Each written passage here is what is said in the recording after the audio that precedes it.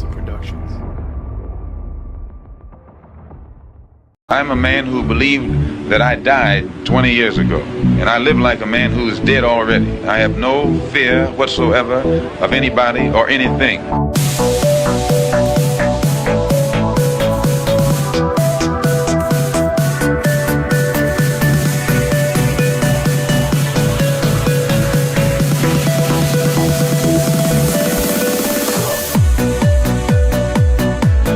Gary Webb. I am an investigative journalist, and in 1996 I wrote a series of stories entitled Dark Alliance, which was about CIA involvement in drug trafficking.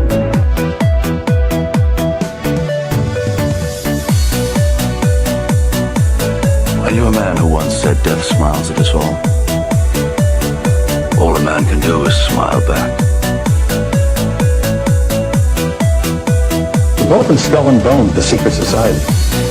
It's so secret we can't talk about it. What does that mean for America? The conspiracy theorists are going to go on. I'm sure they are. I don't know. I haven't seen the rest. Number 322.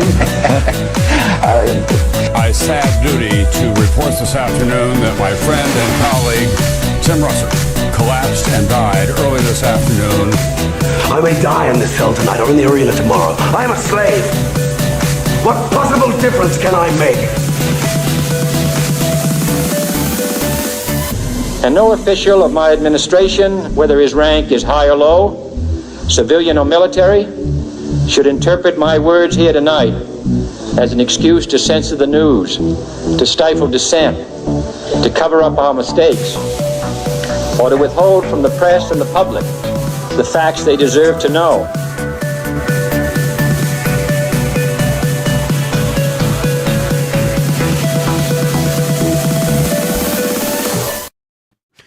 What the fuck is up? Welcome to another Already Dead. It is May 6th. We are here with Austin, our forever co-host, along with me, co-host as well. I mean, we ride equal seats. And then we got this silly little goose on our bottom, Jules. We're coming with you today. What's going on, everybody? Not much. We're ready to get into it.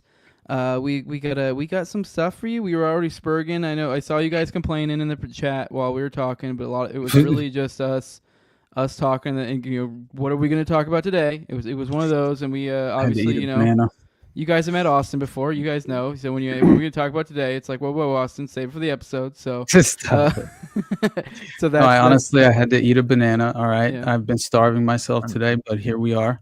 Honestly, I've just been busting my ass on the place, but all is well. I was trying to kind of formulate my ideas and my conceptual outline of the day's stories, honestly, and kind of how they fall into place. But I will say, right, another escalation occurs in the wider regional conflict as far as Pakistan and India, and I feel like that at the very least is mentioned, worth mentioning, obviously, if only due to the fact that this is par for the course as far as like in terms of what happens if there is truly an appetite and a desire for some sort of world conflict, right? Where seemingly all of these geopolitical proxy wars coalesce and fall into place all around the same time. And inevitably, something like that sparks off and occurs, because in my mind, I don't know, like I've just been like reconsidering and remembering the fact that I really dismissed it at face value, the suggestion of like Trump potentially running for a third term, which I still think is very unlikely. Yeah, but at the same time, like I've seen so much as far as reporting on it specifically, and then also having the kind of the foundation laid for the expectation subconsciously baked into the minds of the the individuals falling perfectly in place on the political paradigm as far as the two-party delusion is concerned. And that is what concerns me, is that there could be, to be honest, it could very well be, and I hope that's the case. But because, I'm just considering the fact. Because I like from a narrative perspective, I get what you're talking about. I've thought about that too, because it does come up a lot. Right, but it's looking at it from a kind of power playing narrative type nonsense. It makes sense in a Trumpian way of it's like talking past. It's because it's like if you're already talking about a third term, it's the idea of like that's because things are so great. We're in a golden age. We have a resounding mandate. Like, look, everyone, blah, blah, blah. But when in reality, when you look at the favorability polls, they're actually plummeting, like, right now for Trump, like, big time. Because of a lot of stuff going in the Middle East. A lot of people aren't happy about a lot of stuff going on. He has pretty much, I think people are smarter than they thought. And, like, a lot of these things that they were sold as being a thing that were going to happen have kind of just been window dressing. Like the National the National Endowment for Democracy just apparently I covered this morning just came back up and running. That was one of the USAID things that got taken down. And guess what? Now it's literally worse than it was before, because it used to be in the past that the NED would put out be public about where it dispersed its money. Now it's gone dark. So it's like, because the idea probably being like, you guys use this against us, during this whole Doge thing. So why would we put this out if that's just going to cause? We were just trying to be transparent government agents. But it's like, no, obviously, why would we do that now if you're gonna punish us for it? You're like, so Doge, it's literally worse. I mean, obviously, there's a lot of other things that got supposedly gouged in USAID, but that's just one example. But I think it's a good example of kind of what we're talking about. Absolutely, and consider the waning influence of Doge in general. I mean, Ron Paul just wrote a piece on it. It was I read it like a couple days ago, called "The Empire Strikes Back," and he essentially was just, describing the reality of the fact that none of those spending cuts, all those spending cuts were just entirely for public perception purposes only. Like, none of it was actually enshrined into real policy or legislatively in any real way. And so, once again, a perfect example of the permanent establishment, always assuming their position right within the hierarchical structure of the current, society we reside in. And I think that is always worth pointing out, because once again, Doge is honestly, no one's really talking about it anymore, because as Ron Paul mentioned, they took their pictures. They acted like they were, with Elon, they acted like they were perfectly on board for the spending cuts. And when it boiled down to it, what did they do? What they always do. And what did they just suggest doing in general as well? They claimed, of course we're going to raise the debt ceiling. It's like, this is the window. Took Elon to the wall. Of course we're going to do that. Exactly. And so we're provided with yet another window into. Not to go off on a side tangent, but I can't let it go. Have you seen? Because now this is our one time a week, aside from when we do stuff, we could talk. Did you see that? I guess the harem of new influencers, the new White House correspondents, are, I guess, being arranged a fucking trip to the wall, or I guess I say the wall, but Israel. But let's be real, it's a trip to the wall, dude. Yeah. You follow that? Like, dude, they have to go. I don't think they have to, but let's be real, they're being probably.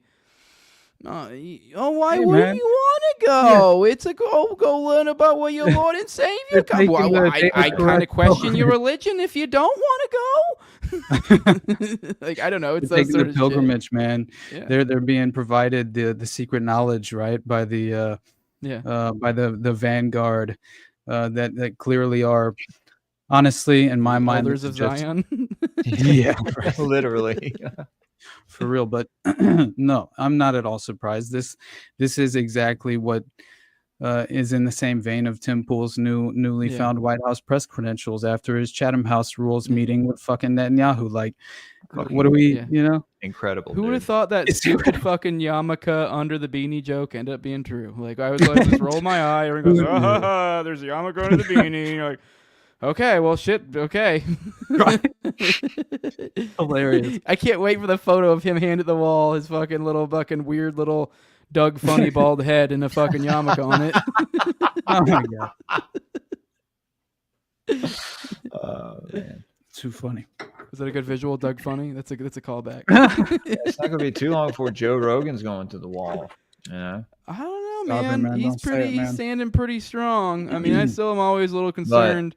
He might be. There's obviously there are people who are trying to manipulate him, but I don't know. He just keeps being these clips of him talking mad shit about Murray and stuff. So I don't know. I don't think he's some ardent anti-Israel person, but he's very much a softie when it comes to war stuff. And he's like, dude, this is fucked up. And this kind of goes back to my point with the administration stuff. Like, he was one of the guys who was really hardcore on it, but even he, like, you see, I don't watch a show, religiously, but I do. It just seems the impression I'm getting. He doesn't seem to be happy with a lot of this stuff. Like, give me one thing. Like, I can't even think of one thing that Trump has actually landed personally on. Like, what is, like, immigration's probably the big one they're focusing on a lot. But even if you are an immigration hawk, it's like, look at the other side of it. You have the other side of the crazy, weird fucking Jew stuff going on with immigration. And even then, they're being really fucking, like, I haven't been paying attention to the whole MS-13 and stuff, but honestly, that kind of seems like some sort of, feels like theater. And I feel like a lot of people understand that. They're still bringing more in than they're sending out. Yeah. So. But we're rebuilding Alcatraz, guys. Yeah. So, but we got some dumb whores going, fucking with a gun in one hand and a fucking MS-13 member in the other, and go, I used to be a fucking governor in North Dakota. Now here I am going herder at the border and getting people. We're doing stuff. That's all they're really doing. Right. Yeah, and I mean, honestly, man, when you look at it, we're just increasing spending. These tariffs aren't actually accomplishing anything worthwhile of any value, and honestly, economically, it makes no real sense, like at the end of the day. So I don't know. It always inevitably only harms the consumer at the end of the day, and special interests line their pockets. And so I just, like, crony capitalism at its best. Like, in no way are we reverting back to some sort of free market. Right? If that ever I just can't highlight it enough, though, because there's almost like an impressive level of finesse if you look at all the different angles of attack that when the Trump administration, and there was even us, I think even you, Austin, me and you had a slight bit of like, okay, there was some stuff that started like, all right. And like, me and you, we're pretty dour on this shit. So that's us, So imagine how the normal person is. And it's like every one of those things, whether it's the Epstein files, whether it's the fucking COVID stuff, whether it's, immigration, whether it's, Israel, like, whether it's wars, like every single thing, like the fucking, the Doge stuff, every single one of those, we got these like minor, what felt like really cool W's at the time. And that left us with this like, well, I don't know, maybe we won't get everything, but oh no, pretty cool so far. And then, then kind of as we're not paying attention, they kind of just, you either don't do it or they actually literally do worse. Like with the Doge stuff, we end up creating a bigger budget. So it's like, cool, you cut $100, but now you're spending 1,000 more. It's like, it makes no fucking difference. It literally is nothing. So it's like every single one of these, it's almost impressive the degree to which they amped up their base and then like kind of quietly let it down. But I just feel like the honeymoon stage is ending, and I think a lot of people are settling into like, oh, like all even some of the herder fucking like his base people, like I think even some of the fucking like immigration stuff is people are starting to see like this is just theater. Like I see you fucking putting these like manicured whores and up with fucking like up with some fucking Mexicans, but it's like I think most Americans are starting to get smarter than that. And I mean, don't get me wrong, there's always gonna be the stupid NPCs out there, but I don't know. I think it's settling in that like they're getting sold a false bill of goods, and it's at a pretty interesting time. With all this stuff going on in Israel, because shit's about to crank up, and and I guess we supposedly just got peace with the Houthis. So I was like, I don't know, is that like some sort of narrative W to kind of keep us, make us feel better as they fucking crack down on Israel? I don't know. Right. So. Yeah, I mean, I'm not at all optimistic about any sort of end in that conflict, because essentially the very moment that we decided we would no longer target the Houthis, Israel started bombing them directly. So it's like we're providing the bombs that Israel's now dropping on the Houthis. Yeah. So like, what's the real difference at the end of the day? Like, I understand we're no longer involved directly in the conflict, I guess, in that way. But it is still like, it's interesting because what does that maybe tactically do, potentially freeing up assets for other purposes in the wider regional conflict, because I kind of think that's more the nature of the beast at this moment, and I'm a little overly concerned. I mean, honestly, I don't think overly, but as far as I'm very concerned about just honestly more and more of what we're seeing, which is this consistent escalation at every single level. And now what you were mentioning as far as the Gaza conflict alone, like what we're seeing Israeli authorities like effectively just setting aside all the window dressing now and the political verbiage, and are just embracing the term of occupation. And it's no longer. We had multiple cabinet members and Netanyahu admit that it's no longer about the hostages. The priority, they will literally. They've even directly said now that if it comes down to hostages or essentially annihilating Gaza, they're choosing annihilating Gaza. And let's be real, the hostages are in Gaza. So they've kind of just been pretty frank of we don't give a shit anymore. The gloves have come off. They don't care. They've also made statements about how not a grain of rice. I mean, we've already had multiple babies dying from literal starvation already. Yeah. I mean, that doesn't sound like much, but it takes a while for someone to starve to death. So those are weeks and weeks and weeks of agonizing, slow, awful death. And it's obviously the children. Statecraft. They just reported about this Gaza aid scheme that now they're going to utilize and to essentially starve the remaining Palestinians. And I mean, that's deliberately starving children, right? Get that through your head. That is what you all these pictures of these emaciated children, they're real. You know what I mean? Political theater is there to provide the mask and the thick curtain, right? For us to be unable to see through to the actual puppet masters pulling the strings. Have you seen any of those posts where that's starving babies and stuff? Because you mentioned something that kind of made me think that you did too. Because this morning I made a point of it because I was astounded. I saw one of those posts and I was looking in the comments. And then probably half of them were Stars of David going, "Oh, liar! That's not real. That's fake." You're like, what? It's such an insane degree of gaslighting. It's they couldn't be any more clear. They have made it as clear as day. And if they couldn't make it any clearer, Bezalel Smotrich always manages to do so.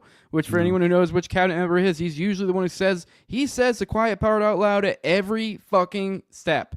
Every step of the way. There's no debate, ifs, ands, or buts. He literally just said, they're getting ready to, I guess Trump's coming over May 13th, and after that, I guess that's the last chance. But I guess they said they're getting ready to do their last stage, and all of Gaza is going to be occupied. They're going to flatten all of it, and he made that as clear, and even said within that, he said, you can even give back the hostages. We're still doing it. That's where they're at now. Yeah. Yeah, they're going to demolish. What else is that but paving Not a the grain way of rice. Not a grain of rice, as Bezalel Smotrich said. Literally, I can't say this enough. That name's a fucking name of a demon, basically. Obviously, it's not a literal demon name, but that's some demon shit. Bezalel. Probably is. Yeah. Don't say it 3 times, guys. Honestly. Yeah, and nah, man. Just understanding the human rights violations that are happening in real time, and then the precedent-setting operations that are being conducted under our noses, and that's just I don't know. At a certain point, when you begin to realize, a couple of weeks ago, that report that exposed the fact that new Trump's new appointee on the National Security Council, right, who was legitimately put in charge of running the White House's policy. As far as in regard to both Israel and Iran, okay?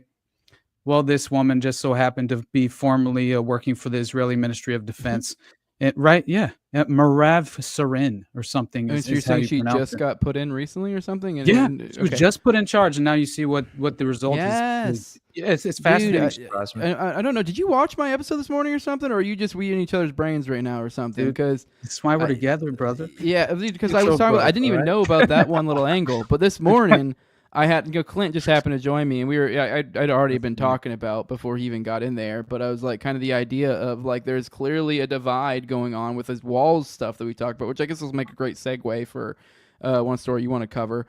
But with this walls stuff. Fuck, what was I just talking about? Why do I do this all the time? What were we just talking about? I was just mentioning the fact of who was just put in charge of the factions. The factions breaking, so we were talking about the idea of that there's a faction you can see with the wall stuff, the breaking between essentially we have a pro-Israel faction and an uber-duber pro-Israel faction. And the problem is everyone sees with this wall stuff, they go, oh, cool. So the better of the two won out. I don't fucking know. And when you really kind of look at a little bit more of the details, that's one more little nexus point that you can point to right there, one little node. And another would be, I guess, there was like that Caldwell guy that got fired, but he was just one of many, I think, of people that were essentially getting pushed out of Hegseth's staff, which were the ones who were less, who didn't want, essentially the ones that just didn't want to go to war with Iran, basically. Exactly. And so he had a bunch of those swapped out. And then, then we have this Walls stuff. And then what happened to Walls? He got, to some extent, he got a little bit of a slap on the wrist. It's not good specifically for him. I mean, it's a minor inconvenience, career-wise. Like, I don't really feel like it's going to be that much of a scarlet letter on him, but it doesn't look great on him. But he's going to go be the UN ambassador for a while. Exactly. And who gets to take over his spot? Marco Rubio. And then on this same exact time, that's when we had Hegseth making threats to Iran over their supposed supplying the Houthis again, all within the same exact timing. And you're like, I don't know if... And if you take into account the actions that happened, like Walls was conducting the highest level espionage I think I've ever heard or seen done. Like, it's just like, what? And like just some of the things I just described, and the moves happening behind the scenes, there is some sort of leverage, unseen leverage, the kind of, I guess, maybe the dark stuff that we talk about sometimes on the show that is going on. The idea that they're able to manipulate this administration to this degree is quite insane. And it's shameful. And it's like you can see them squirming and trying to control it, like firing walls and stuff. But then you look at what's happening, you're like, I think they're winning that chess game. They're moving their pieces around and they're getting what they want. So I don't know, maybe you felt like this was just a step too far with Walls, or maybe he just exposed himself too much. But yeah, it almost seems like, once again, this example of the idea of window dressing that in fact is not a real true representation of what's going on. Because I think the perception is, ooh, the peaceniks are winning out here or whatever, comparatively speaking. But I think it might. There's this unfortunate solid chance that it's literally the exact opposite of what one's intuition might tell you. Exactly. So yeah, I hope I'm wrong, but yeah. I unfortunately, I think you're probably right, man, because like Marco Rubio himself has notoriously always pushed for conflict with Iran. So on behalf of Israel. So, he used to be far more hawkish before kind of like falling into his role within the new age Trump administration and how they would like to present themselves to the public. And I think that alone really is something worth remembering, how bad Marco Rubio used to be. His messaging has shifted to a large extent. I'm not saying that he's great on anything really, but it's something different.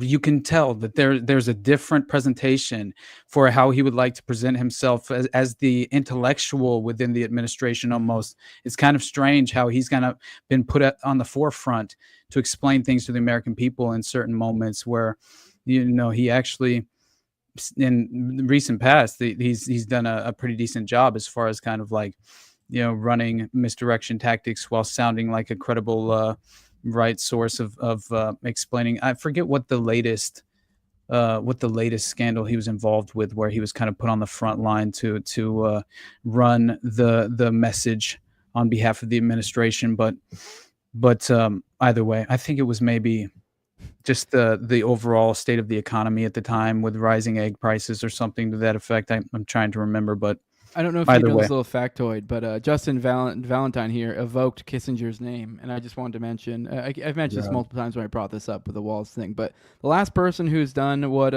Rubio is currently doing, which is filling both of those roles, that was Kissinger, the last person who did that. Of course. You literally have Rubio filling Kissinger's role, and we don't know how long he'll stay in this position. I don't know if there's necessarily any rule that says he can't Klaus just keep Schwab's staying mentor. there. So, yeah, I forget what the two positions were, but they're both important. But so it's a ugly son of a bitch, dude. Yeah. But Austin, on the Signal Gate thing, I was trying to work towards a segue there because I didn't cover on my show because I'm doing the morning show and I usually cover a lot of this sort of stuff, the current events. I hadn't got to this. I mentioned it in passing, but I didn't get a chance to get into the specifics of it because I didn't find a piece. Plus, I'm not much of a nerd guy like that. I'm into the tech stuff.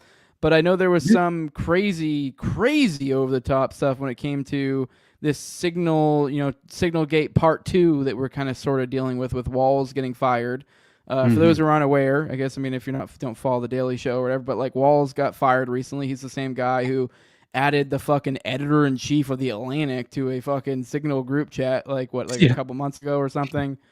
I guess he got fired from his position, then moved over to a UN ambassador as a result of, I guess, multiple things.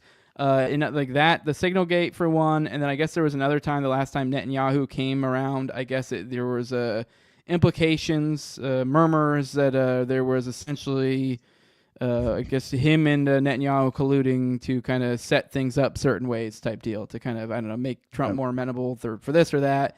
And then what you're about to lay out right now with this whole, I guess, there was more Signal stuff.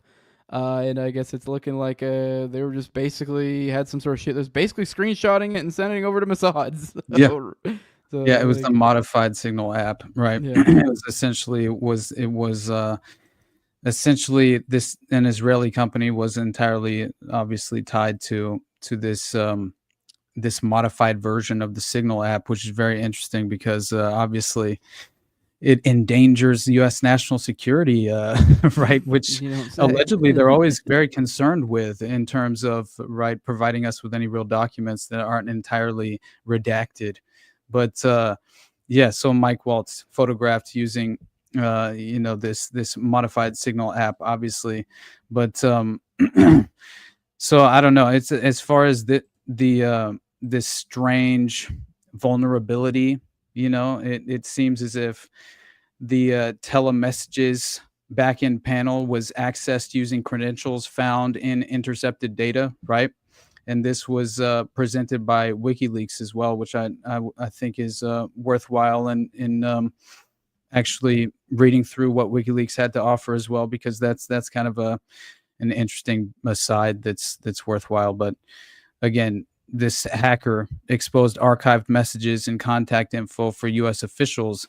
And again, this is supposed to be an end-to-end encrypted app, but obviously, keep in mind that it was just revealed that Signal has been utilized for running military intelligence operations, apparently by the intelligence apparatus within the current administration as well. So that alone, as far as it has been utilized in that fashion for quite some time, it's not only referring to that capability being provided within this modified version of the Signal app.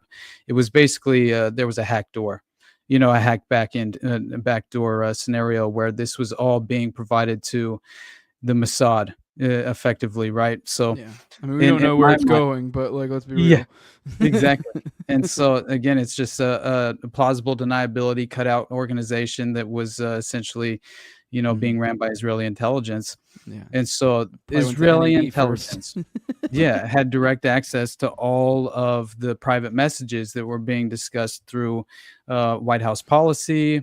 Just being conducted in general, let alone military strikes and military capabilities and military intelligence being provided as well, as far as our again, it makes a lot of sense why that New York Times article broke just recently within the past couple of weeks about how the Israel was essentially that they had drew up military war plans on behalf of the American government. So as if they would effectively follow through with these plans once presented with them.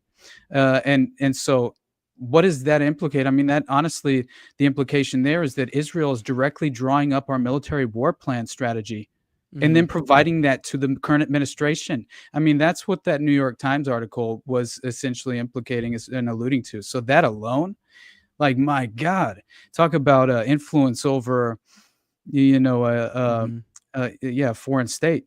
Yeah. So I don't know, that is very interesting to me, and you also consider the fact that Mike Waltz is effectively dismissed to follow these reports. In my mind, that feels to me, as far as the way it was presented to the public, being too much working for Israel, as far as pushing on behalf of Israel, pushing us into war with Iran. That seemed to me like a way to kind of, let's say it's almost like you're brought into the picture to kind of again, what's the term, like where it's you're effectively running damage control. That's the term that I was looking for, right? So it's, in my mind, it is a way to provide a sort of strategic damage control for this obvious narrative that's being exposed at this very moment, which is true in essence, as far as the direct influence Israel has over our current policy. But yeah, this is a way you would obviously misdirect the public, and viewing this as some sort of plausible accountability being achieved, when that's never the case. I mean, come on, how many times have we witnessed this as kind of the strategic outcome in terms of we'll give the public a win, so we again, it's a sort of placation, right? It's placating the vast majority of people. That's kind of the way that I'm looking at it, but even again, when we do get what's seemingly a W, it always seems to be, what the fuck is going on here? I don't know if you've been paying attention to the 764 stuff. I guess the FBI has actually made some push on some like good stuff, but lo and behold, some certain former glowies and other individuals who are like, I don't know, let's be surreal, like kind of more contrived type individuals, I guess you could say. You're kind of popping out of the woodworks, being like, "What's this? Oh, this seems like bullshit." Like kind of almost kind of a new version of trying to imply satanic panic or something. I mean, I guess I'm open to the idea, as I've said before. I guess theoretically it's possible the whole 76409A is all just fucking smoke and mirrors, and we're the ones being tricked. But judging by the slew of characters that are coming out upset about it, that I've already suspected to begin with, some of these people. Right. And now they're coming out and they're like, freaking out. You're like, oh, okay. Yeah. Well, it seems like there's I think if anything, you're making me think that this is like, yo, this shit's legit. Like, and you guys are kind of exposing yourselves, and it's kind of weird. Because like, we've been saying, right? Would you not imagine the strategic goal would be, at the very least, it would be forced to become provide sort of these in my mind, these alternative media assets, right? That within the framework as it currently exists, in order to, right, again, in my mind, they're consistently redirecting the public and corralling them back into the establishment narrative. And so in terms of 09A or 764, why would you not have media agents or operatives, Mockingbird, modern Mockingbird agents or operatives, or just disinformation assets, right? Yeah. Where honestly, they're provided with the narrative and then they present it to the public. I mean, we've seen that so often as being the case, especially considering how much the producers are involved in regard to what is being provided in the segments at these mainstream media corporations and legacy media outlets. Do you remember that soda thing that happened a while back, where all the influencers were jumping on the soda, like the EBT thing, where they're like, oh, like essentially they were trying to frame it as like an anti-freedom thing or something, trying to take soda off of it, and then you come to find out there was like a whole campaign system for this stuff, and it's like, checks out, it makes sense, but it's it's weird. Following 764 members on Twitter to spice up my timeline. By the way, they always seem to show up whenever you talk about them. I wouldn't be surprised if one shows up. I made fun of them when I covered them on the show last. They troll me on my YouTube channel. Oh, did you see? Okay, I want to take a chance to point this out because this is ridiculous. I'll probably cover this tomorrow. 93. I'm like, man, you fucking faggots. Yeah, I just make fun of them and then they just go away. You guys, those and weird processes, like processian connected people who love to run defense narratives for that organization as well. Very strange how much they just show up when I'm doing interviews where we're discussing. It's crazy, man. Of course you do. All right. I did want to. God, what the fuck? It was right on my shit, and then you threw me off. I lost my thread. Damn it! I had. What was it about 764? And you remember that guy who came on? I remember. Yeah, dude, this guy named Ryan Mata. That guy. I don't even know much about him at all.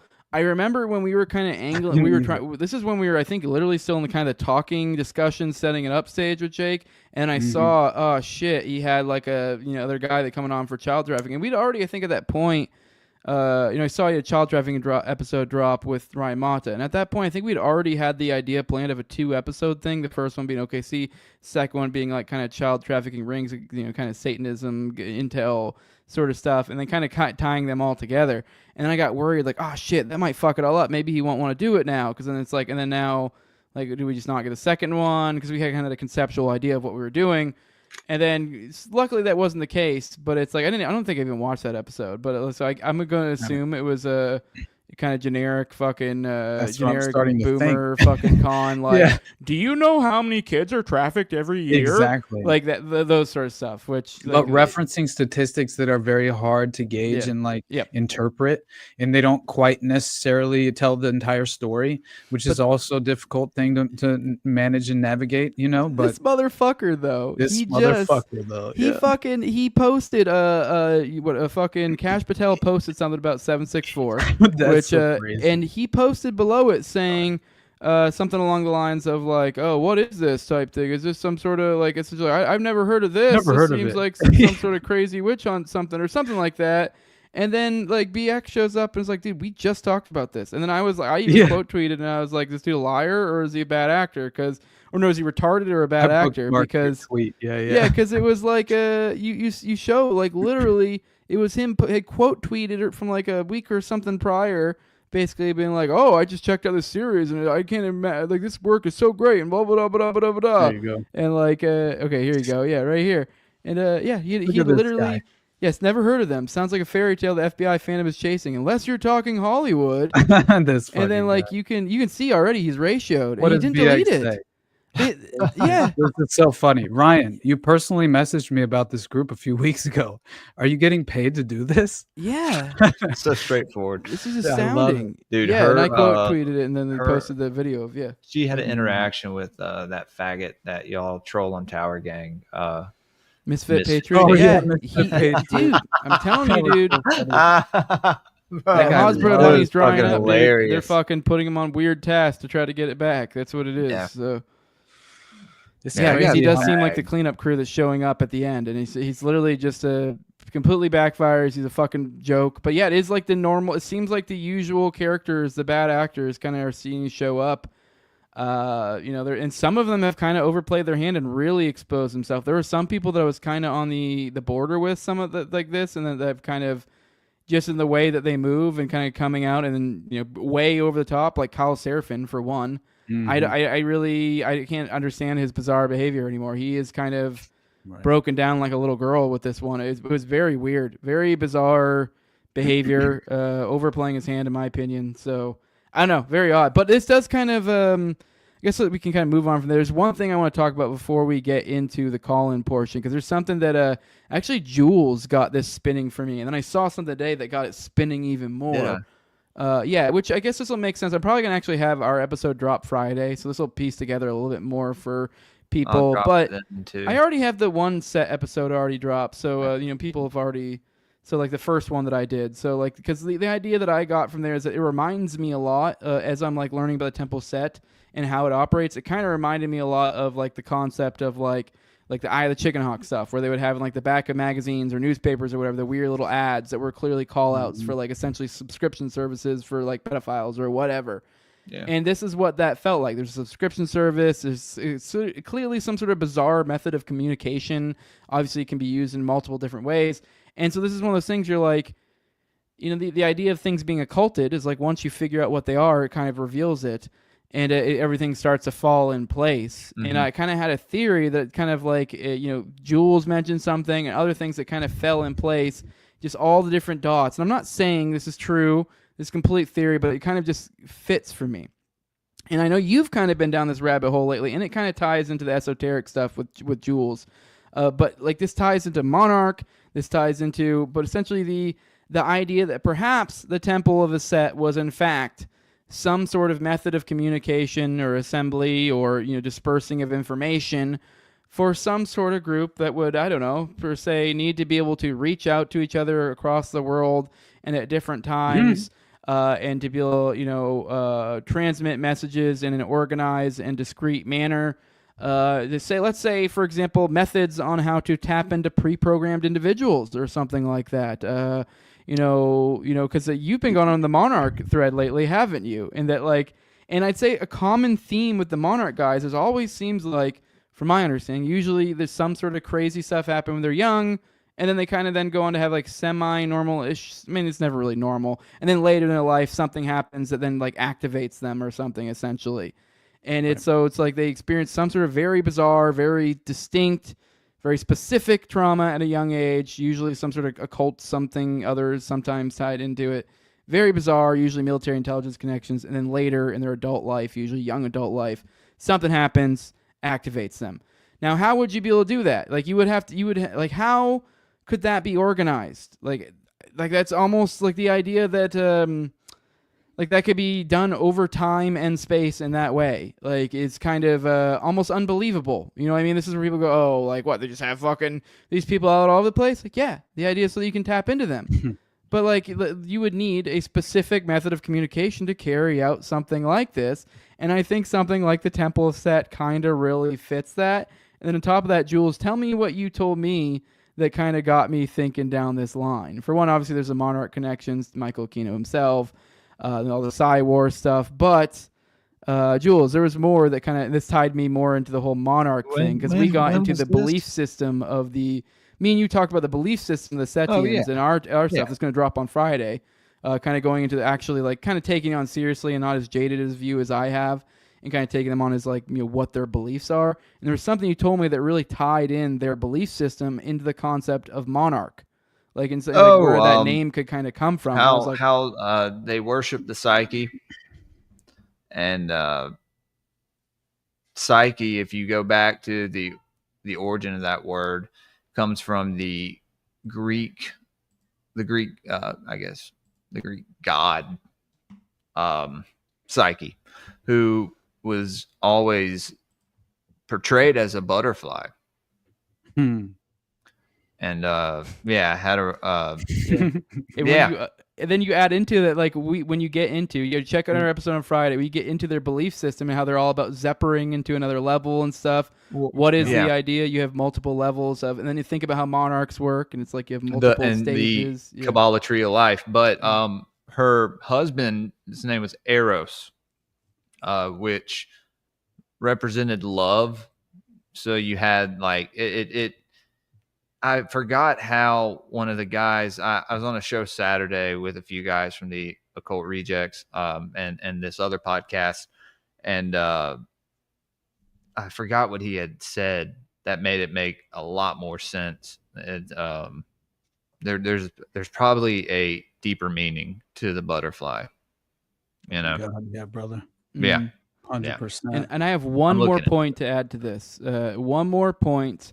And this actually ties into what, if you actually want to, can you bring up, Jules, can you bring up Rise to Liberty's chat? Because it actually ties in perfectly what I'm about to say right here. He says, you're not far off, is what he says in there. He says, when I was Satanist, I ran into a few of these guys, and that's kind of true, but it's much bigger than that. All right, let me, Exhibit A here. Process Church of the Final Judgment, a.k.a. Best Friends, also reportedly had an inner structure known as the Holy Egyptian Family, which is only known after a new member went through the process of assimilation.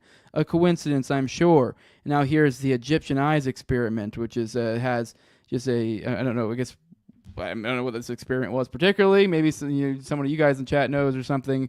But here's Aquino, his wife Lilith, and then Ronald Barrett.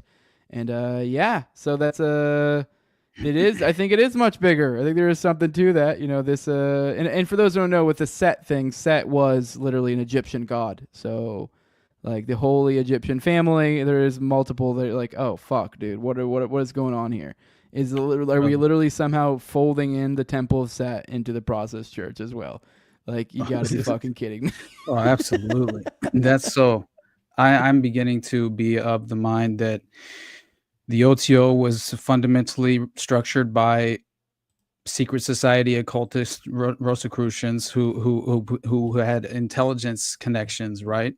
And essentially that is where you have Aleister Crowley, the kind of taking up the chapter, the local chapter at the time, and pushing it forward in many ways, which was essentially his role as a psychological operative in terms of his intelligence background.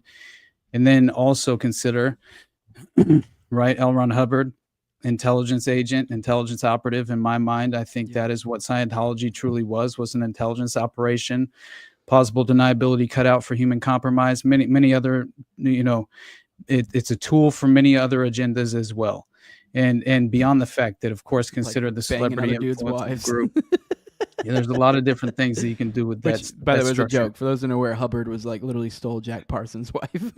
Yeah, It's no just doubt. nuts. And you mentioned, but it is truly like it's a way where it would make sense why, you would have the break with the Church of Satan and the Temple of Set being structured in that way, because it would then provide another organization and plausible tool within the framework of the occult underground that would very much, again, be a vessel for communication, for maybe even suggesting like and providing instructions for how what comes in my mind instantly is the finders, right? Because they're essentially tied directly into this network, directly back to military intelligence with Michael Aquino, who's essentially been labeled by Paul Benassi as the key operative running Project Monarch out of the Nebraska Offwood Air Force Base, right, where he witnessed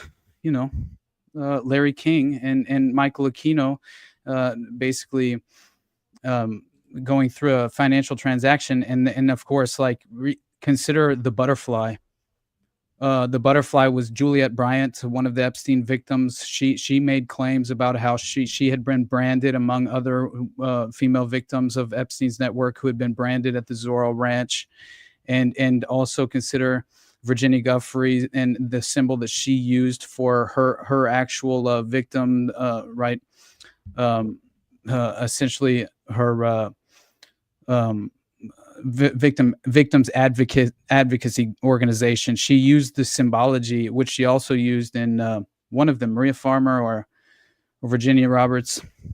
One of them utilized I know she used the symbol of the blue butterfly for her organization, but then you also had Maria Farmer, and all her paintings were of like blue butterflies and all, right, like dealing with her abuse, which all goes back to Project Monarch and how and then again they were allegedly being branded while their eggs are being harvested, while they're waking up on operating tables in the middle of the night in Zorro Ranch, the Epstein network. And so, then you consider Project Monarch I've been reading about recently, and that was described as a form of structured disassociation and occultic integration in order to compartmentalize the mind into multiple personalities within a systematic framework. And during this process is when a satanic ritual, usually including Kabbalistic mysticism, is performed with the purpose of attaching a particular demon or group of demons to the corresponding altars. Most skeptics, obviously, would view this as simply a means to enhance trauma within the victim. But what are we actually dealing with here? Like, honestly, I'm beginning to wonder. And honestly, I don't know how you couldn't find yourself at that, honestly, at that level where you're just like considering it all. Your mind is just effectively blown, and you're like, what is possible in this reality that we exist in? Because I'm beginning to wonder. I think that they're far more capable of sophisticated methods of abuse than we could ever even imagine. And you want to talk mind control.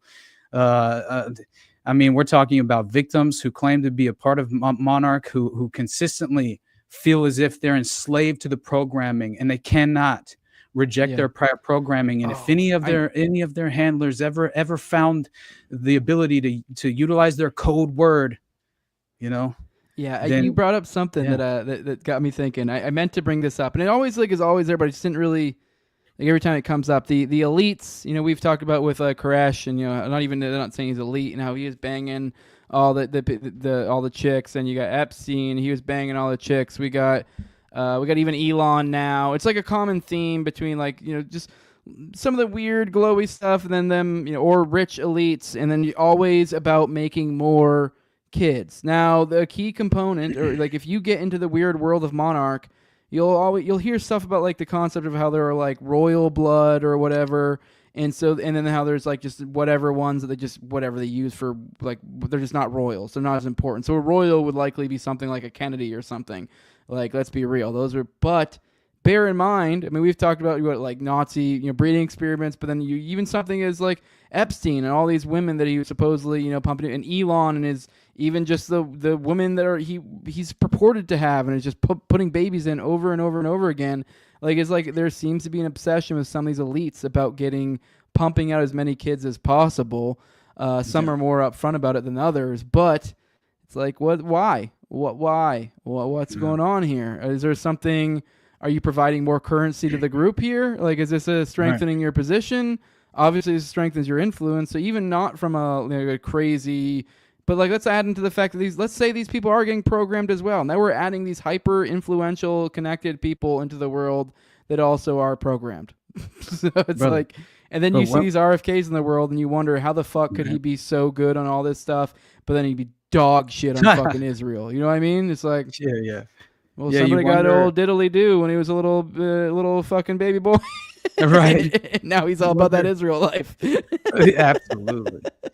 You wonder if that, the systematic institutionalized breeding programs maybe existed beyond a Lee Harvey Oswald potentially, right? Like, honestly, I'm just considering the fact that you obviously had that structured system of the Nazi breeding experiments, which were then adopted by the United States intelligence apparatus. And so in my mind, if you're effectively running a human compromise operation where you are trafficking children, but you are also, you're trafficking them for various reasons, right? Various objectives and layered objectives are being pursued at this level of the enterprise.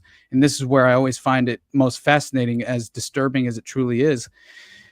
We're talking organ harvesting. We're talking every single aspect of abuse that you could ever even conceptualize or imagine for yourself, which includes ritualistic murder on film, which is then distributed as snuff in the context of like a North Fox Island, right, and the Delta Project, right, within the formation of the Odyssey Foundation, and of course that's being distributed to the pedophile underworld, and they are subscribing to their various tiers of the subscription model, where they can access more and more of their sadistic sexual proclivities, and including human hunting parties on North Fox Island. I mean, that's real. That is fucking real, man. Like, this is something that I never in my life did I even want to understand for myself at this level. Mm-hmm. You know what I mean? Yeah. Like, I at this moment, once you're exposed, you cannot turn a blind eye, man. Like, 100%. It's up to you morally, as an ethical person, knowing you can't entirely restructure this system, knowing you can't have a real impact, right, on protecting the victims.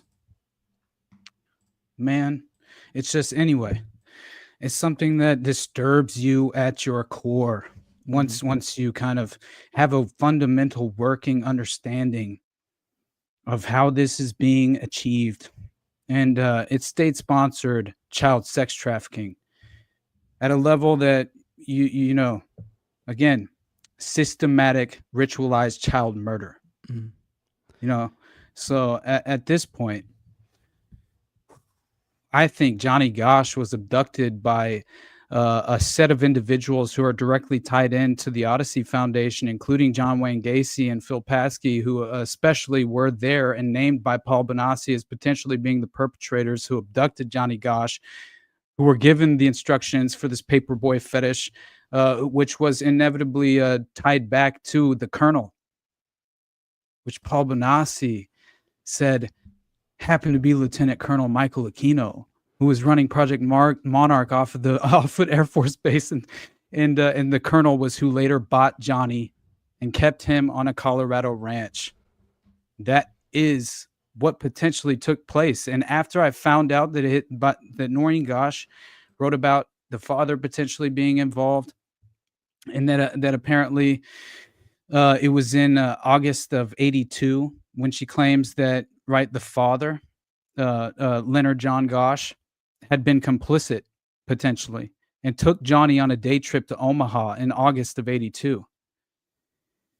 All right, one of their destinations that day was Offutt Air Force Base, my brother. Do you know what happened? Johnny was said to have had a foggy memory of the trip.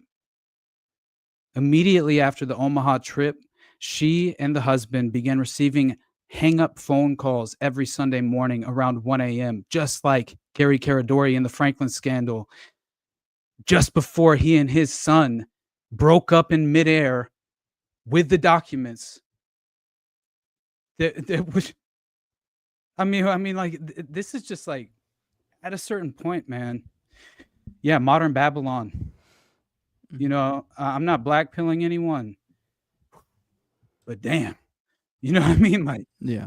Anyway, well, I'm sorry. No, you're good. I mean, with that, I think it's a good spot for us to take a little intermission. We'll be back here in a few minutes. We're going to go into the call-in portion of the show now. I do want to remind you guys how this works. We kind of changed our layout, our format a little bit. Now it's all just StreamYard links. If you want to just do like a call, you don't have to turn your video on. So you can just talk with, just turn your video off, turn your camera off, log into the link. We're going to send out the link on basically pretty much everywhere. It's going to be out on both of our Rumbles, both our YouTubes. It'll in the live chat. You should be able to find it. Also, Jules will put it out on his Twitter at Graypilled with an E. So go find that. Go, come on to the show. Also, if you're a patron, though, of me or Austin, you would have had a priority, and you also could have shot the bull with us in the pre-show. We usually have at least a couple of you guys in the pre-show shooting the shit with us at the beginning. So, yeah, if you guys want to have priority, obviously, because we know we can see who showed up here first, so we see our patrons down there now. So if they decide they want to call in, they can come in and they get priority. And also, they get a nice little private chat where they can talk to us, and so essentially their chat gets a priority over yours. So, but with that, guys, like I said, we're going to go there in intermission. Jules is going to send out all of this stuff. Did you say something? Did I step on you, Austin? I thought you were about to say something. Oh, no, I was laughing at the chat. Oh, okay. All right, cool. You're good, bro. Yeah, okay. But all right, let's, we're going to go, I guess we'll all go take leaks, do all that stuff. We'll be back with you in a few minutes. Oh, yeah, enjoy. Now it's different. You guys, I need you guys to come up with a neat little name for these, because I'm going to post them on my YouTube and Rumble every week. But now, instead of doing the weekly dumps, I don't know what these are going to be called. We used to do the weekly dumps, which were super cuts of me and Austin used to do the morning dump together. Now we broke up. So now, I know, it's not a big deal. But now we're doing the previous week's Already Dead, like an edit. So it's going to be long-themed edits. So I think it's pretty cool. I'm looking forward to it. I already checked out this one. It was pretty dope. But you guys let me know what you think. Also, come up with some sort of neat name to call them. I don't know what you would call a weekly.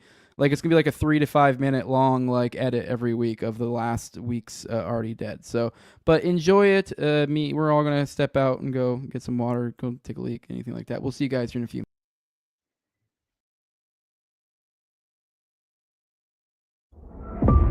minutes. Top Lobster Productions. Right, because it's a dark, sadistic underworld that you really can find yourself in once you pry a little bit into the research and attempt to corroborate it.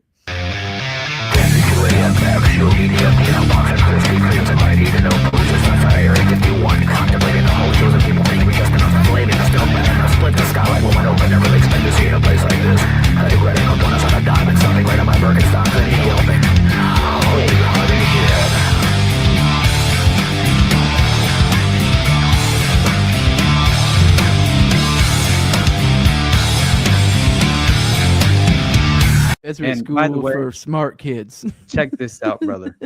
Yeah, for gifted children. It's like ridiculous, but for smart kids that read good. Yeah, yeah. What is this? Which none of them could read. They were fucking all like animalistic retards. Yeah, exactly. You want to learn how to read and learn how to do other things cool too. Yeah, exactly. But no, that was what the Finders cults guys said. Yeah. Hey, man, they 100%. They did not even know what a toilet was, apparently. Yeah.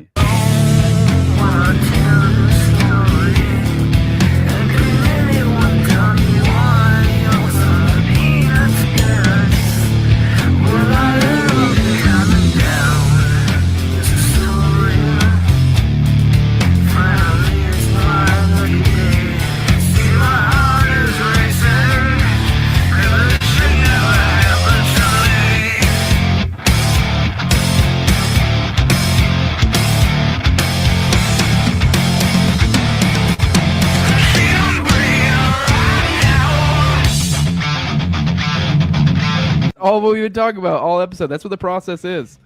The fucking the hard arm of the fucking Scientology. Hubbard what is was touching the Scientology? Voltus, like up there with Crowley. Trying to make moon children. You know? Honestly, considering the fact that some of these perpetrators were as far as in the Franklin scandal, were Delta Project clients. Vampire bat.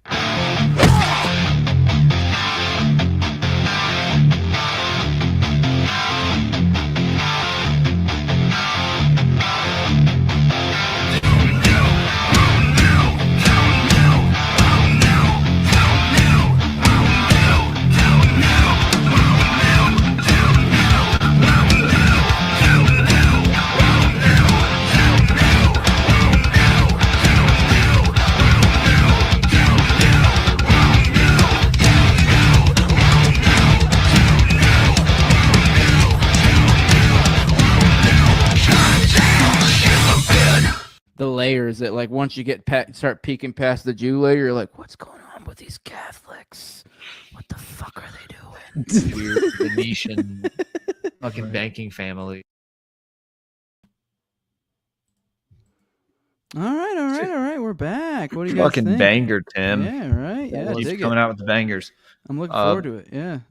But what I was going to say earlier was that Eros represents Cupid. It's the same as Cupid, so it just represents love. So you have love, and then Psyche representing the soul. That's why Valentine's Day is an occult holiday, and some of the Son of Sam's some of the Son of Sam killings occurred at that moment, right? Just around that occult holiday for that very reason. It's crazy shit. I remember that makes a lot of sense. I think I know what you were trying to get at, Jules. They were getting at like you mentioned how they there was something they were talking about, and it had to do with the entities, and they brought up the component of, I forget how, the combination of between Eros and Psyche, and I think maybe another one. They were saying the implication being maybe blackmail of some sort.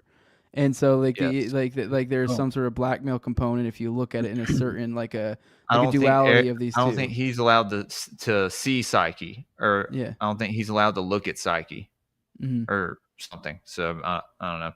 I'll have to go and I think Tim made an edit of that. So did he? Well, okay, cool. Yeah, he's just editing it up lately, dude. I don't know why he's doing all y'all shit. I am not paying him to do you guys' stuff, but I'm glad he is. Love you, Tim. Yeah, I hope you guys start paying him eventually. He deserves it. One of these days, if I make it big, if I go on Rogan, Tim, I will double your amount to more money. But I'm already not paying him much. I'll double it. That's still not much. But he makes more edits than I can even put out. So it's actually kind of worked out. We dropped the weekly dump because it's now he's doing one less thing. So I can give him some more time back. And I actually think this is going to be better so far as edits. You know, we have one solid topic, and it'll be kind of working from an episode. It was a killer edit. So yeah, it'll be dope. I'm looking forward, especially once we start getting some guests. We need to start booking some guests. So you guys let us know what guests you want. Also, like I said, let me know what the fuck you want to call these, because I'm going to start posting them up. You guys too. Some sort of weekly. I can't think of a fun little, like the weekly dump was easy. I can't think of anything smart. There's got to be some sort of clever name. Later. Some sort of clever name. Yeah. I'll come up with something, brother. Like last week on Already Dead just seems too late. You know what I mean? Like, yeah, no, that's too lame. There's got to be something else. Like, what would be formerly dead, or I don't know, previously dead? I don't know. Formerly dead. Oh my god. Previously dead. That's fucking retarded. I don't fucking know. I'm trying to think of something that would make sense. You guys, that's what I have you guys for. But with that, we got some people back in the chat. Let us know if any of you guys back there, any of you guys want to come on. I see your mom, Jack Bird, and Sha Yuon. So between any three of you, I know Sha Yuon, you might have something to say. Also had all the stuff we're talking about back there as well. Yeah, we did have your mother, but then she left. Too much of a prude, left for your mom. I'm just kidding. It wasn't a prude. I just was because one's called mother, one's called mom. We had a your mom and a your mother in our private chat. So. But quick dump, but it's not a dump though. We're not playing off the dump word anymore because we're not. The dump is a different thing. That's the morning show. It's an already dead. It's a weekly. It's a previous week's already dead. It's an edit of that. Oh, shit. That's what we're gonna be doing. So next week, you guys will see a little edit, a 3 to 5 minute edit of this. So that's nothing to a dump. So stop talking about dumb stuff. So partially dead. That doesn't even make any fucking sense, dude. I don't We'll come up with something. But yeah, previously already dead. Oh my god. We'll come up with something.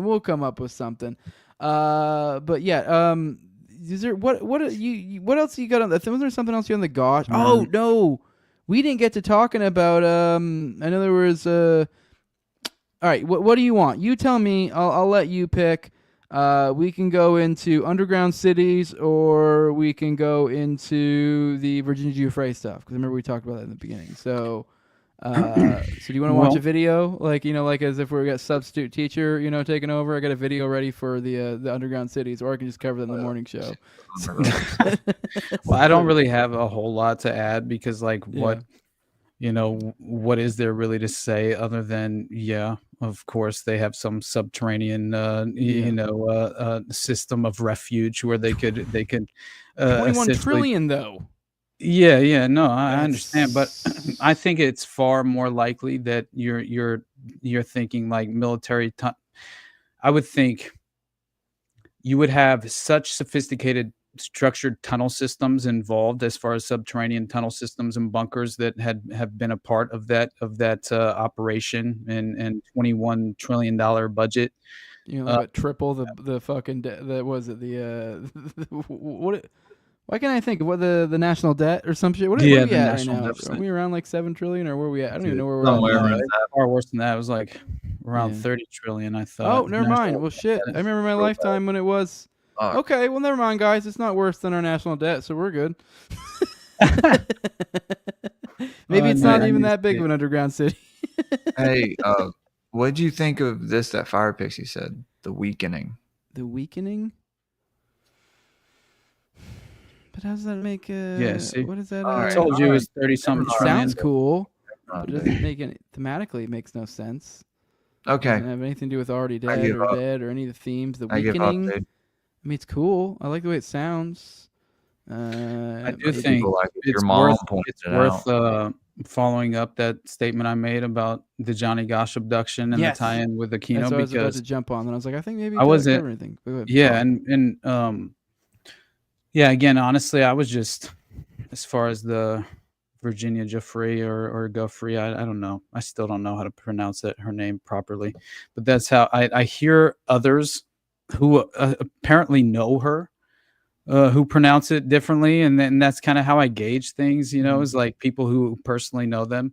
But either way, in regard to that, the whole kind of alternative theory that has been presented but we'll get into that if we want to and if there's enough time. But honestly, this portion right here about the claims of Noreen Gosch, which I saw the homie and Dr. Corbeau telling me I need to just follow up with her credibility as well, which I'm sure is in question, which in all of these cases, it should be, especially considering, again, how many times we've witnessed in these overlapping networks, the familial factor, right? This essentially,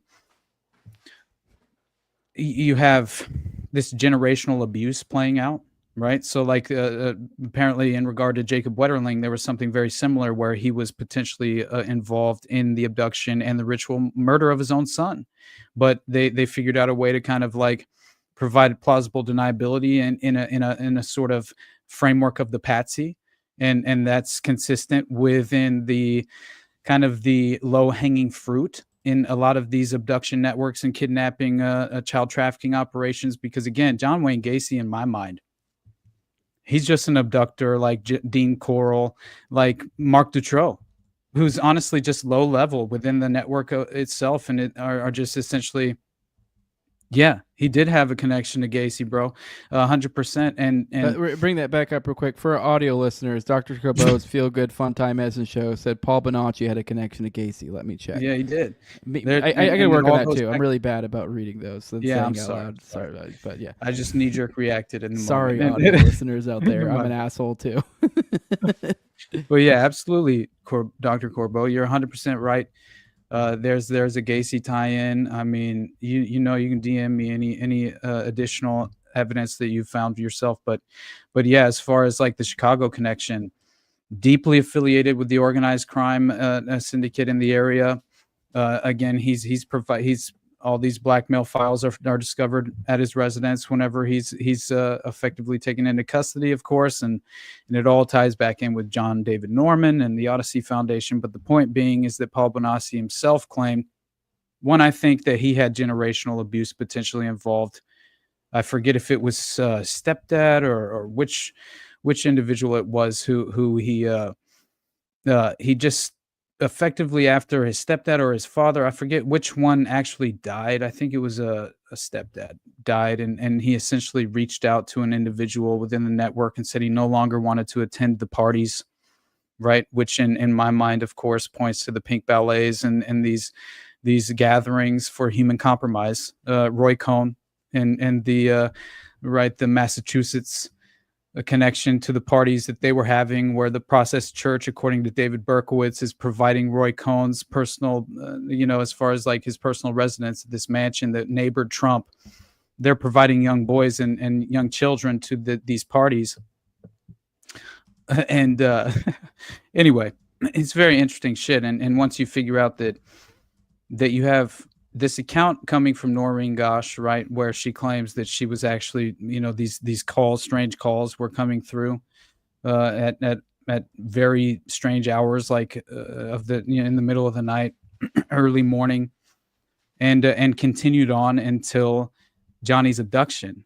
And all of this began to happen after his foggy memory trip to Offutt Air Force Base, in his trip to Omaha, which directly ties in, of course, the Franklin Credit Union, in the Omaha, Nebraska scandal with Larry King. And so it turns out that apparently she overheard the discussions that the husband was having whenever these calls would come in. And most of the time he would say wrong number. But then apparently, as they continued on, instead, he apparently gave one of the final calls that came in. He gave these series of affirmative responses, according to Noreen in her book. And that was apparently the very last time, because that the calls came through, because after Johnny was kidnapped, the call stopped.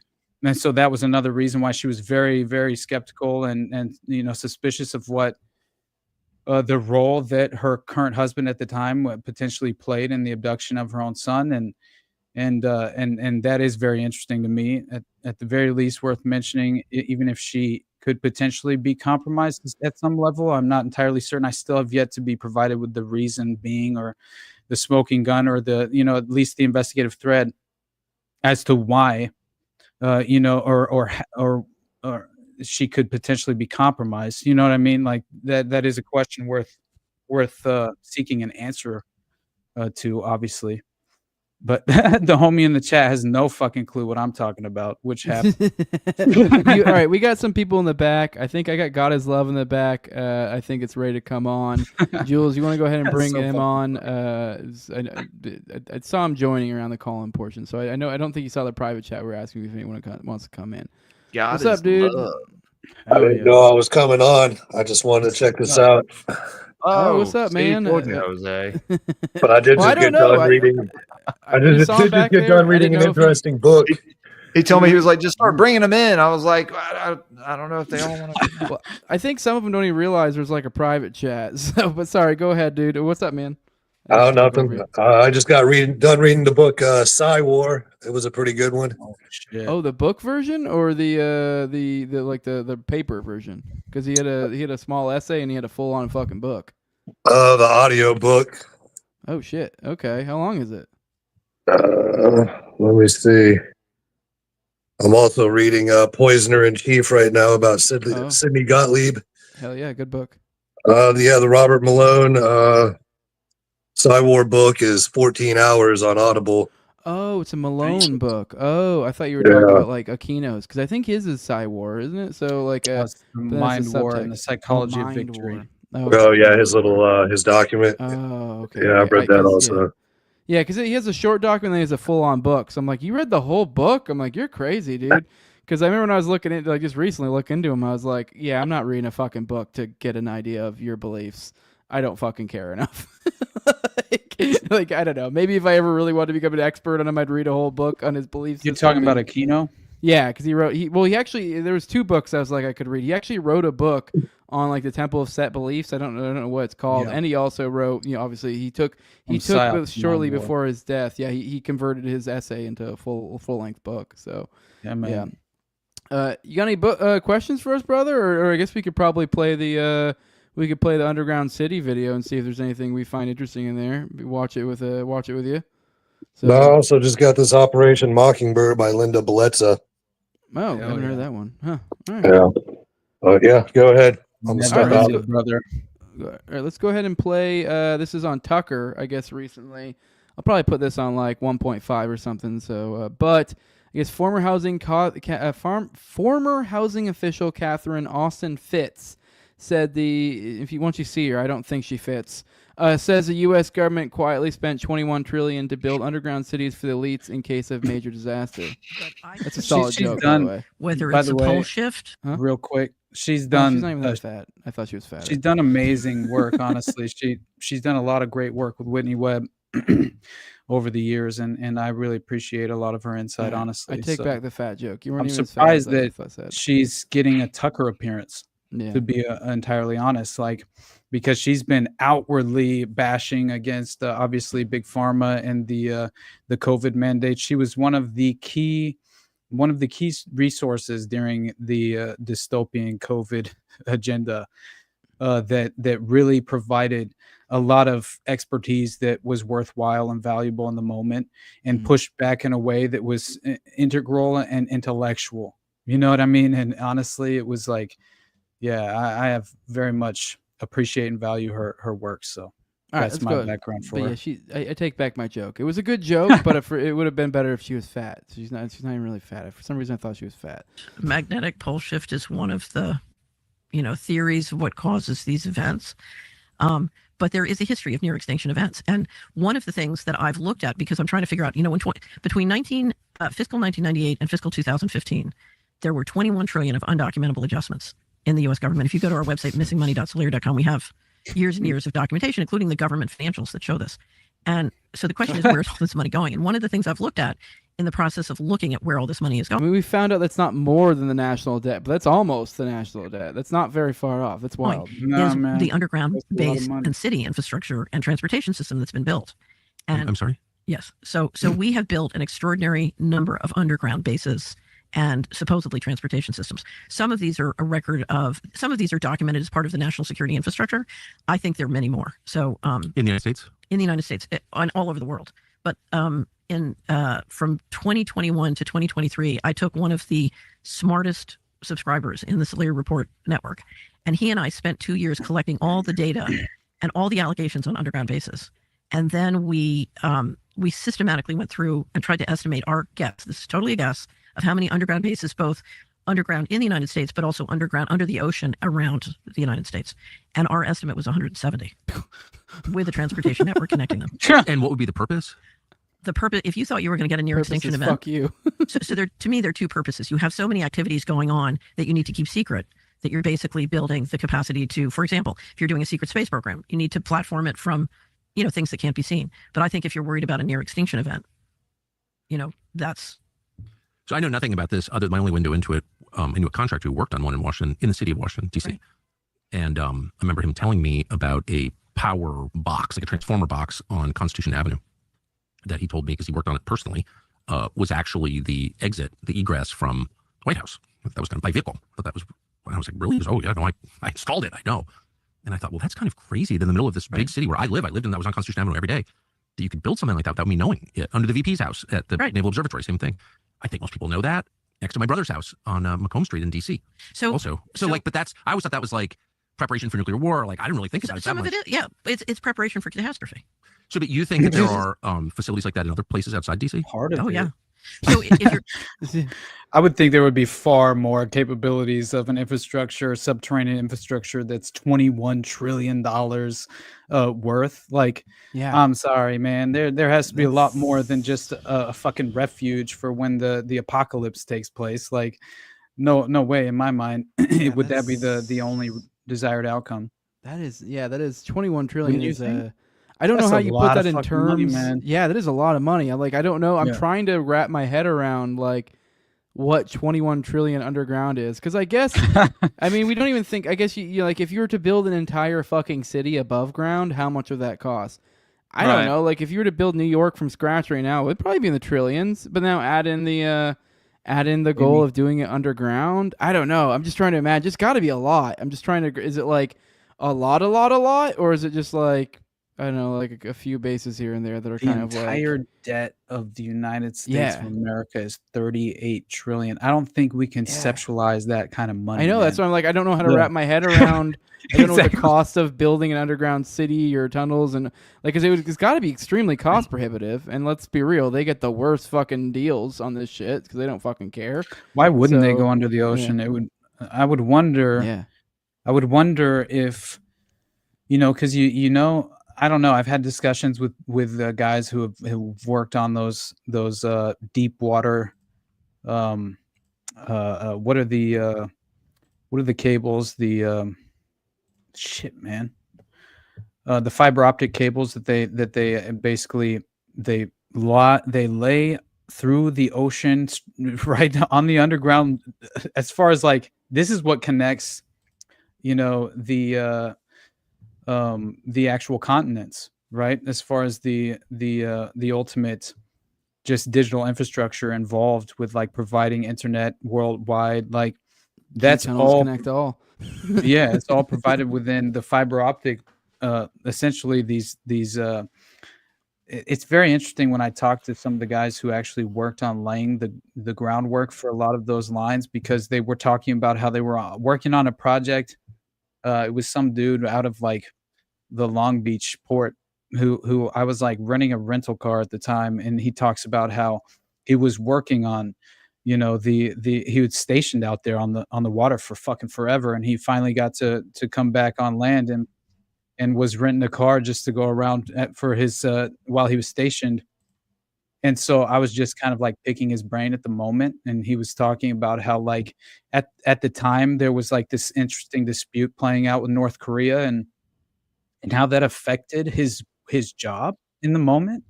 And that alone like piqued my interest, And so it's like I kind of think that when you're dealing with infrastructure such as this, where it's like I don't know. Again, it's near impossible for us to kind of comprehend at a basic level, unless we're very much overexposed to I would think the fundamental details of how this is actually being implemented and laid out as far as the groundwork.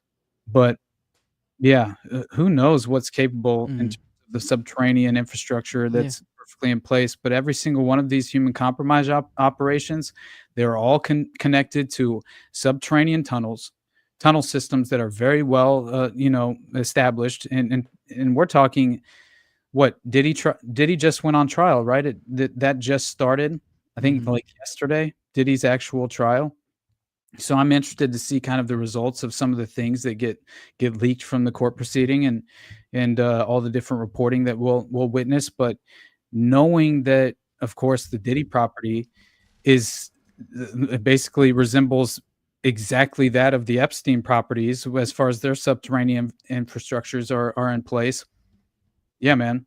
Like it just seems like it's again how they operate. It's a part of the playbook, and so I just see it resurfacing over and over again.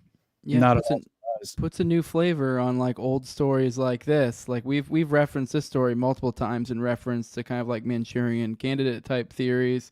Man brings guns, IEDs to Colorado amusement park before dying by suicide. Authorities are investigating why heavily armed. That up multiple times on this show, on many shows. That was. But yeah, a man with explosives stashed in his car broke into a closed amusement park bathroom and scrawled, "I am not a killer" on the wall before shooting himself. And then he just said, "I'm not a killer. I just wanted to get into the caves." Yeah. So you're like, what the fuck are you It talking means about, something dude? a little different now, huh? Yeah, makes Yeah, you that's think. What funny. were those fucking caves, dude? Were they, Yeah, they for climbing sure. was fucking Especially was now, you wonder why all the imagery and the symbolism involved in the Denver airport, and all the reports of subterranean infrastructure being built and laid underneath the underground at the Denver airport, and all of this. Why would they not have airports strategically designed to be on top of these subterranean infrastructures in place for not only human trafficking, drug smuggling, arms smuggling? I mean, what else? For the enterprise, that is essentially how you have to kind of lay the foundation. So why would that not be the case? Yeah, now at this moment, like obviously that is what's playing out. And so I think, man, we legitimately were witnessing like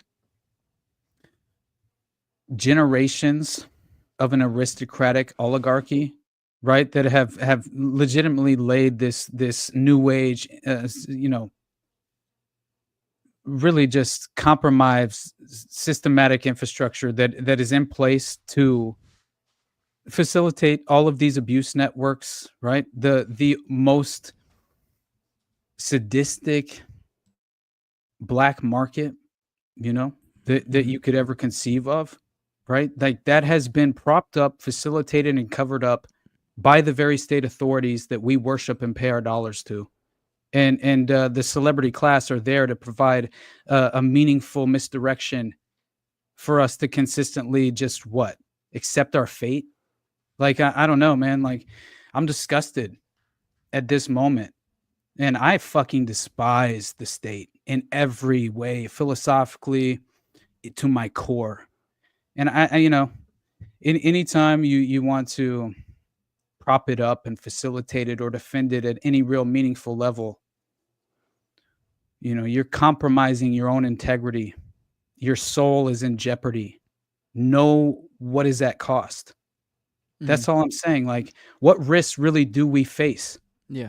And I'm at this point, man, like I'm trying to isolate and understand and solidify in my own mind conceptually what threat do we face that we fundamentally should prioritize? Yeah. Well, opt out at every level, opt out. I mean, dude, what we should prioritize right now, and especially with this stuff being seeded into the narrative, I find it very particularly disconcerting with the confluence of events going on right now with Pakistan, India, whatever the fuck's going on. Oh, dude, fuck you, bloody. Fuck you, sir. Listen to the guy too. He sounds exactly like that. The foreign minister.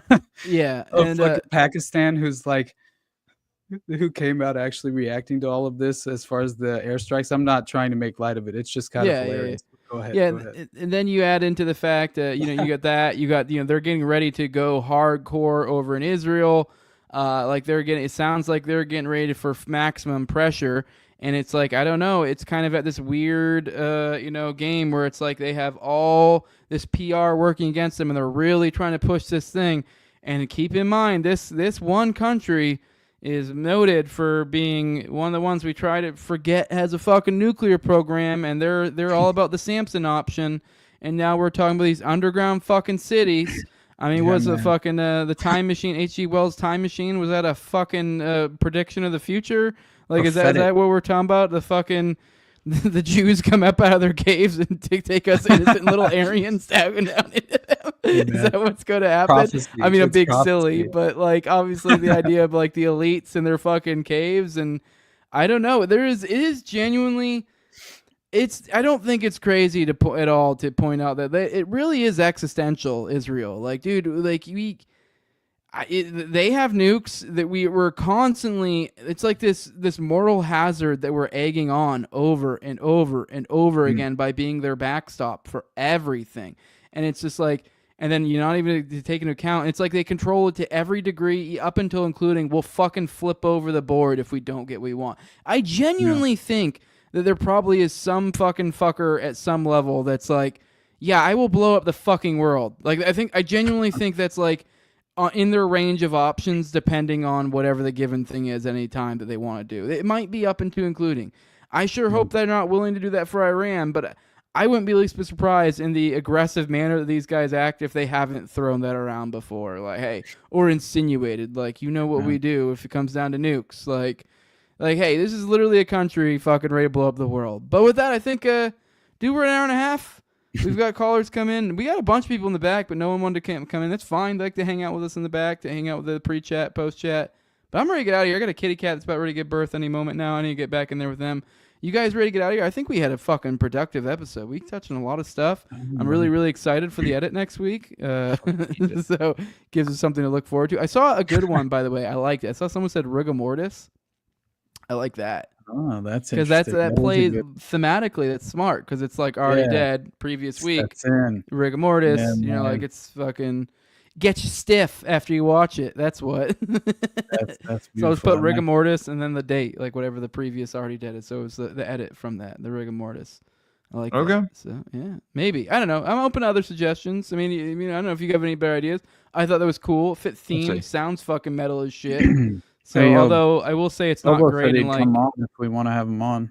Oh, Bobo's here. Oh, Bobo, hop in, dude. Yeah, let's talk for a minute. Yeah.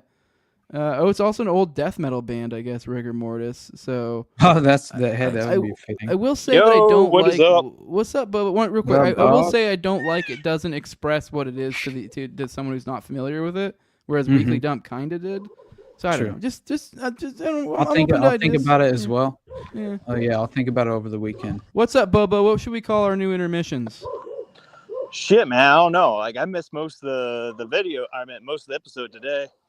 Yeah, looks like you're being looks like you're being tracked by the cops, dude. That's what it sounds like. Are you in a tree right now? Are you treed? No. It's fucking neighbor's dogs, bro. Oh, okay. All right. What's up, man? Nothing much, man. Like I was gonna say with Austin, right? You're all on Nephilim Death Squad yesterday. Yes, sir. Mm-hmm. And you were talking about the Branch Davidians. Uh-oh. So here's the thing. They're a little over an hour away, and they're still afloat. Mount Carmel's there. Like, I drove by it once out of curiosity one day. Right. It would be really cool if you go out there and, like, shoot some video maybe, and maybe talk to some of the people. Hey, man, I'm coming. I'm going to, honestly, well, I probably shouldn't put this public, but yeah, anyway, I'm making a road trip in a few months. I don't know. Like it'll be like 4 months or so, and that is potentially a viable option. We'll find out if I can or not. But either way, I've always wanted to go to Waco and actually see the compound myself anyway. You know, I don't know how. Coming up for Bro Grove, or is this something else? No, it's something else that I'm gonna go see the family and stuff. You know, so yeah, but still, it's on the way. You know what I mean? And I could potentially make that happen. It's still there. I drove by it, like I said, one time. It was a weird thing where I had to, like, clean out the freaking, catalytic converters. I had to put that shit in the fuel and just drive. Mm-hmm. And none of the kids were there. My wife wasn't there. I'm like, fuck it, I'm going to drive to Mount Carmel just to drive by it. And I'm, like, seeing license plates from everywhere, like, all over the U.S. Get the fuck out of here, dude. It's probably still some sort of black site that we're unaware of. That's what I'm saying. If you just, right? If you... Like, I will go with you. All right. Yeah, like I would love that. I'll hit you up if I come into that area because I'm dead serious. That would be something up my. I'm entirely interested in actually attending that specific region. Especially, have you been to Palestine, Texas? No, I have not. Honestly, I really haven't ventured out that far. Like I've gone as far south as San Antonio, and hell, I've been all the way up into Oklahoma. Out here in Texas, but like within 5 years, I really haven't visited the place that much. Mm-hmm. Yeah, I mean, I don't blame you. What reason do you really have? You know what I mean? It's a big fucking state, man. You can It's huge. Take a day and a half just to fucking drive from one side to the other. You know? Oh yeah, I have cousins from my aunt and uncle live in Round Rock. You know? Oh, so that's not too far away. Nah, like a suburb of Austin, basically. But yeah, it's not too far. So I know I've been meaning to at least visit them as well, but you know we don't necessarily agree politically in any real way as much as nothing but love. You know what I'm saying? But it does happen to where like some members of my family might be of the mind that I'm potentially an extremist, radical, white nationalist. Who knows, man? There's a lot of different labels that can be thrown around. Yeah, but it's true, but honestly, it's not very nice to point out. Hey. You know, it's the misconception deliberately planted by the honestly, like the two-party delusion. It's to get you to buy back into the permanent establishment narrative. And in my mind, it's like, man, once you reject it all and you kind of like find yourself philosophically surrounded by enemies, unfortunately, because that tends to be the case due to the conditioning, the psychological conditioning that has effectively been achieved at a level where we're truly internationally, like honestly, you know, I called it on NDS yesterday, and I've mentioned it before, like one nation under mind control, but it's far more than that. I mean, this is international in scope, right? This is honestly a method of creating culture to then provide a predestined outcome. And we've all fallen into that trap. And I witness it on a daily basis. Like not us, obviously, like we're attempting to reject that very paradigm that I just described. But still, the vast majority of people, man, they're falling into that trap, and they cannot see clearly due to the very well manufactured propaganda clouding their vision. It's an impossibility for them now because they're vulnerable. They're in a state of naivete. They can't quite engage with the reality. Too. That's what I mean. Yes. Like for them, it's like, oh, I don't even have to think. I just sit here and do what they say. That's what normies do all the time. Dude. Exactly. Yeah. And so then you don't even have to think about, but also, you know, what inevitably occurs is that once you pry a tad bit below that surface of their, parroting of the propaganda, they get very nervous.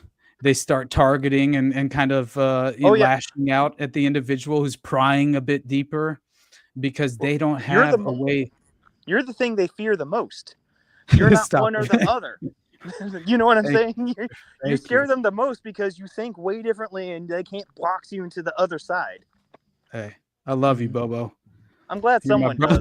You're my brother. All right, Bobo, we're gonna get out of here unless you have any other specific questions. Wow. No, I felt like it was appropriate. I have to make this, here. and then my kids were just like dragging. What'd you expect? Yeah, what? What do you say? I'm just fucking with you. Yeah, I don't know. We're just okay. We're just kind of. I just any other questions? We could keep chit chatting, going on about But we're just. I also just did already try to leave. I do gotta go. So, but if you guys want to keep going, you're welcome to. I don't care. It's but fine, man. I was just joking. But yeah, I got the look from my Jew handler. Yeah, fucking Austin. Yeah, Austin looked over to me and said, "Let's wrap it." And then now he's like, "Hey, man, guys saying this. I got my nose broken to shit. All right, don't judge me. It's a Roman nose." Oh, you're gonna get a nose job. We've never seen that to assimilate into the rest. Wow. Let me change my last name. Hello, white. I knew you would resort to this. Okay, when it was all said and done. Hey, all else fails, call Austin a Jew. With that, guys, we're gonna go out of here. Jules, where can they find you? By the way, bye, Bobo. I'm gonna kick you out. Love you, brother. We'll see you next week. Jules, where can we find you? Great Pill Pod on X, Great Pill _podcast on Instagram. Guys, I'm on Rumble, YouTube, Spotify, Apple Podcasts. Go over there and leave me some good reviews. Patreon. Got first pack of stickers in, waiting on the rest.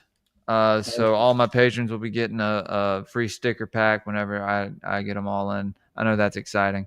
So, yeah. I'm going on Nephilim Death Squad soon. Yeah, me too. Austin had mentioned that. We're all going hell yeah, buddy. Going back on there soon. What are you going soon. on to talk about? Egregores. Oh, hell yeah. So, yeah, it's going to be Jose, fun. You're going on to talk Michael Aquino, right? Yeah. Hell yeah. Oh, yeah. When's dude. that happening? Like the end of the month, I gave myself some time. I'm not in any particular rush. I gave myself time. Probably for the morning show, folks. Expect some more Aquino stuff to be rolling in. So yeah, we should talk about Aquino. I have a couple more notes you might want before you go into that. You always interview. are welcome to pop into a morning show. And then I might actually do that. And yeah, hell yeah, brother.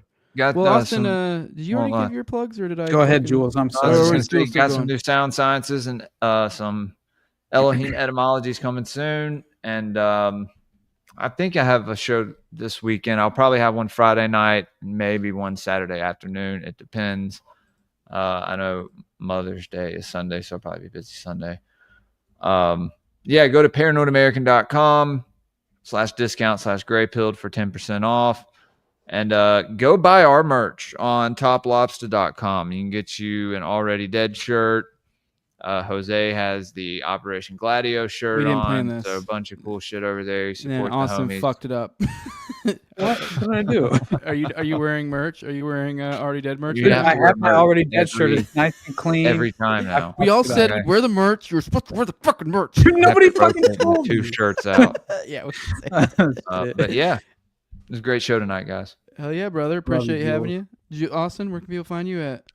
Man, I forgot on NDS yesterday, and I didn't realize until hours later, but I didn't plug my Patreon at all, which is ridiculous. I don't ever plug my Patreon when I go on other shows. That always feels weird. I plug it on my show, but I don't plug it on other shows. That just was my vibe because it shortens my plugs. I don't know. Like it also feels the only weird. way that I really get any monetary gain out of anything. So honestly, it makes sense. As much as I'm not out for the grift, it's just like attempting to obviously introduce people to the paywalled show as well. I think it's some sort of real incentive, but beyond that, it's like it would be nice to at the very least mention the fucking fact that I have the Patreon, right? When I go on interviews, that's the main goal.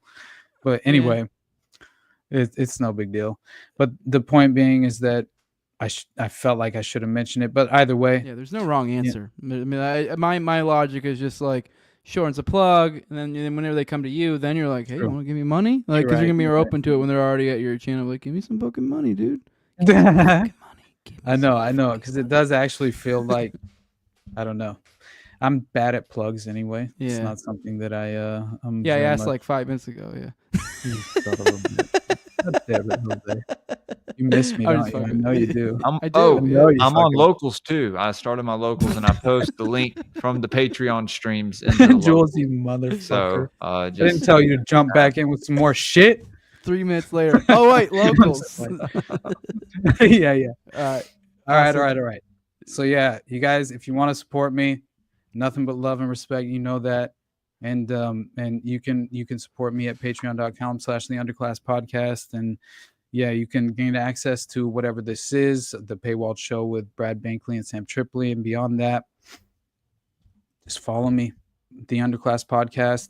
Check out, engage with my content. If anything resonates with you, man, hit me up. Let's have a conversation. I'm always open-minded and interested. Just if you at all have anything to add to Austin does not know how to say no. It's not a joke. He really, I've definitely had times like you should I'm maybe trying like so fucking hard. I don't know, have respect, for your own time, and like when you're like, nope, must get the message out. All right, man. Yeah. PGR stirring the pot as always. These people really want your water, dude. Hey, bro. I don't know what it is My about that fucking segment water. went hard. All right, All water is mine. All right, for those who want to support what I'm doing, make sure to leave a like, share, subscribe, comment. Leave a 5-star review on iTunes or Spotify. Those are all ways you can chip in without spending any money whatsoever. That's all free. You also can go to my sponsor, Nadeau, NadeauShaveCo.com. Use Jose at checkout for 10% off if you're interested in a single blade safety razor. But if you want to directly support the show, patreon.com/NoWayJose2020 is the way to do so. Those lowest levels, $2. That's where you get access to early episodes. Much like me and Austin were supposed to do a wake up, so now we're gonna do it Thursday. So like that, for example, I just did a live reading of Democracy in God That Failed. There's a couple other ones, like the one that's gonna drop on Friday with me and Jules.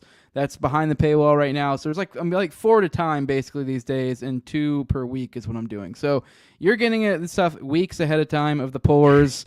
And also you get an ad-free RSS feed there, and you get the video chat priority for this call-in show, Already Dead. It's on Tuesdays, at 9:30 p.m. Eastern, as you guys know, since you're here. But you can be in the pre-show and you get priority because obviously we know you were there first, and so we know bring that person up first. So, but yeah, also the highest levels, my sponsors, I read them off every episode. Give a big shout out to them because I love them and I appreciate the support I get from them. And I have my co-host from Tower Gang at Tower Gang Toad. Also have at Brigade D's at ZOVRACK at _Infazil. Tim Tyler at Jolly Uncleable. Will Bell's Delicious Blueberry Rabbit Eye Wine. Big fan of the show. Torrin May. And then at INWARD Lover. And yeah, with that, guys, I think we're out of here. We're done. We're done, guys. This was good. I enjoyed this episode. This was fun. I'll see you guys next week. It looks like Austin will probably be joining me on a morning dump here soon. Yeah, we have to. Yeah, guys, think on a name. Think on a name for these intermissions. I like rigor mortis, but I don't want something that says it more to the audience. But that, we're out of here. See y'all. Have a good week, everybody.